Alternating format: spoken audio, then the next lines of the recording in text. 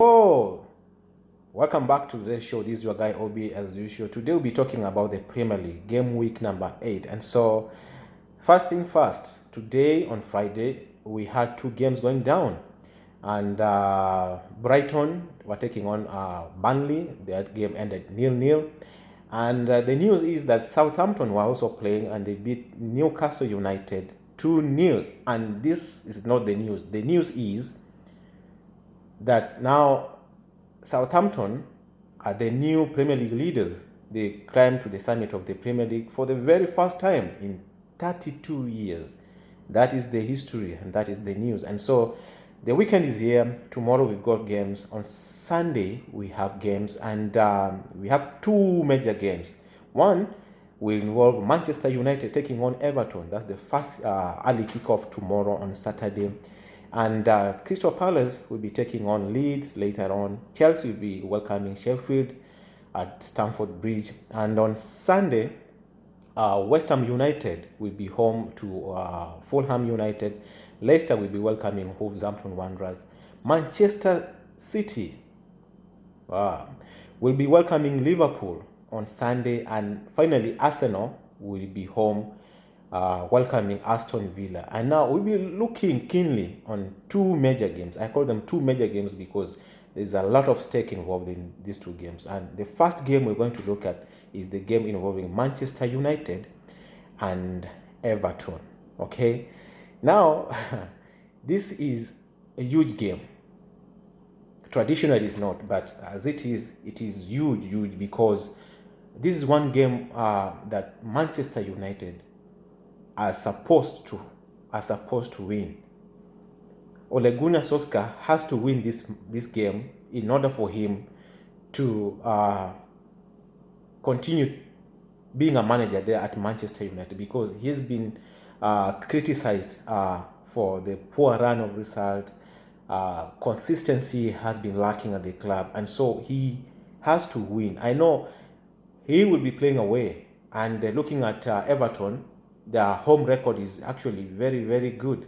They have only lost once in 15 home games that they have played at Goodson Park. And so I don't know. And so this game is so important to Manchester United than it is to Everton, because like I said, Ole Gunnar has to win. The players, Manchester United players, have to show that they are still the right players, because what we have seen is a lot of inconsistencies from the players. In another time they are sublime, another time they are they are horrendous, and so sometimes you can't tell what to expect from Manchester United players. And so we've got a few statistics for this match, and the one thing that we have to talk about is that there are a few players coming back, and of course De Gea will be back in goal, replacing Anderson. And Lindelof, of course, he trained and is expected to, of course, to go back in to the defense. I don't know whether Ole will select him. And Martial and Telles, of course, they are back. Martial, of course, coming back from that red card. And Telles, of course, he has been declared fit because he suffered COVID-19. And so, I don't know. I think Manchester United have to do what it takes to win this match. And I think this game will be won in the midfield.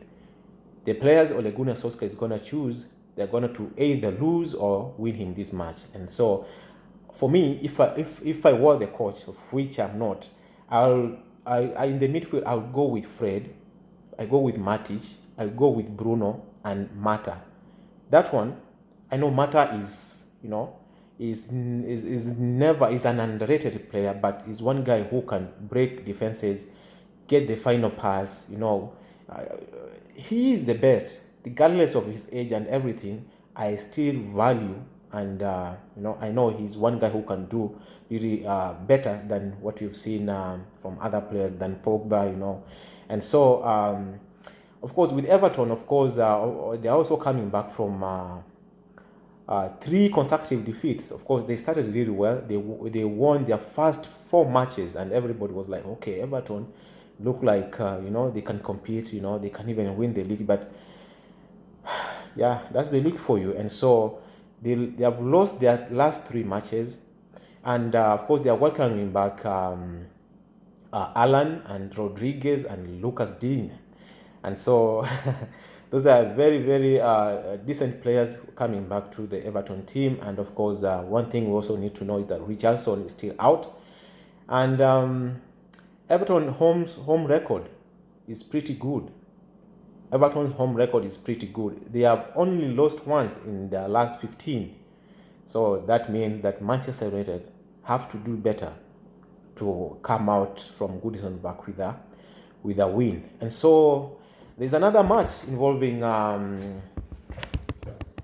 Liverpool playing away. Of course, they're going to Etihad playing against Manchester City. In this match, this is one of the biggest matches of this weekend, and it's so hard to predict.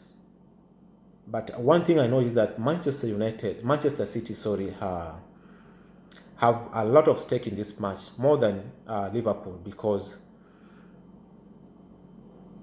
Liverpool are not in any kind of pressure. So Pep Guardiola is under a lot of pressure to perform in this match. And I know some of his players are still out. Talking about Aguero is still out. Fernandinho is still out. Benjamin Mendy is still out. Liverpool also have some injury problems in Van Dijk, Fabinho, and of course Alex Oxlade-Chamberlain is still out. And so it will be interesting. It will be interesting. But for me, I know Liverpool, they don't have the best of the defense right now because Van Dijk and Fabinho, they're out. But I still they can they can go with a makeshift defense and still get a result from Manchester City, because what we have seen from Manchester City is that they look like a team that is is not moving forward. They are always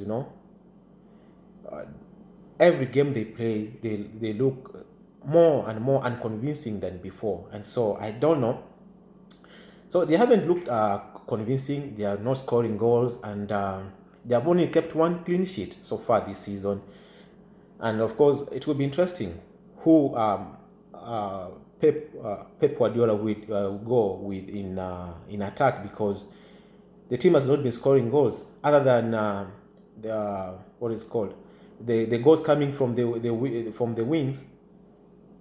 Centrally, Manchester City have been almost, I can say they have been dead there. And so we saw a youngster, Torres, coming in, scoring a goal, and it will be interesting.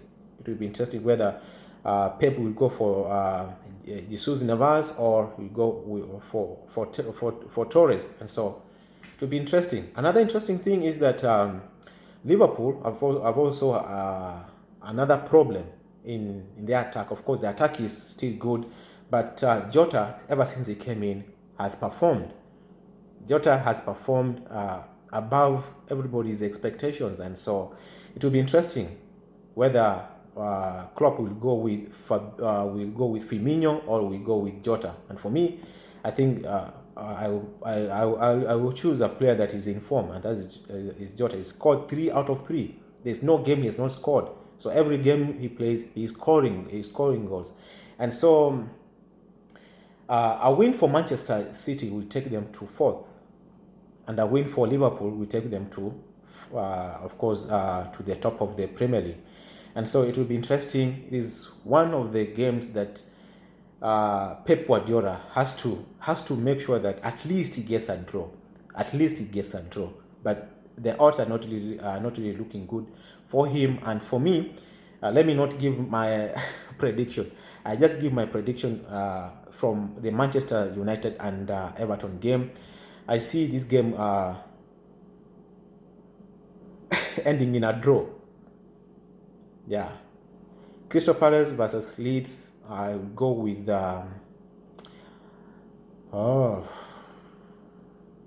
Leeds winning this game. Chelsea, Sheffield, Chelsea all day. Leicester, Wolves, Leicester all day. Manchester City versus Liverpool. I'll go win for Liverpool. Arsenal, Aston Villa, it will be a tight game, a very, very tight game. There will be goals, but I go with Arsenal winning this match 2-1 or 3-2 or 1-0. Yeah, and so I don't know. What is your prediction between Manchester United and Everton? Who will win this match? Between Liverpool and Manchester City, who will win this match? If you have any comment, leave it in the comment section below, and I'll see you tomorrow after this the Manchester United and the Everton game. May all best team wins, and so you have to wait. See you in the next one. That's my time. Goodbye.